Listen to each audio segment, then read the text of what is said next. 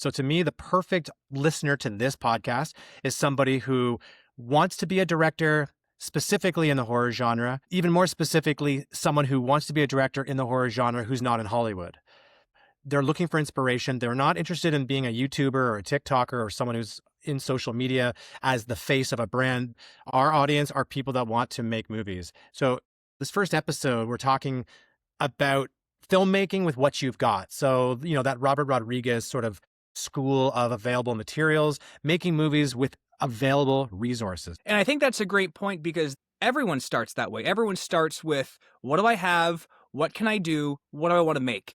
And unless you're Steven Spielberg's son, you know what I mean, and you have $1 million lining up, most people are where we are. And for me, this podcast is exactly what you just said for aspiring directors specifically who want to make horror films. This is a podcast that I would have listened to and I wish I had listened to years ago. And while I can't go back and re-listen to this, I think we can start creating content that's going to benefit people like us. And I think this is the perfect kind of episode to show that anyone can make a movie, anyone can be a filmmaker, especially a horror filmmaker, because it's a universal emotion, and making horror films has already proven itself to stand the test of time.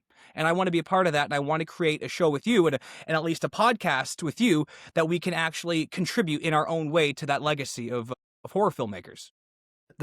There's plenty of podcasts that review horror films, that reveal horror news, that talk about horror. And what's different here is I really want us to focus on topics that the audience can extract as inspiration that'll help inform their own filmmaking journeys. We'll be looking at films and reviewing them, and we'll be talking about news and that sort of thing, but we'll be doing it through the lens of a director or a filmmaker, trying to find the value that other filmmakers can take who are coming up. I think that's the difference between this podcast and other podcasts in the horror genre.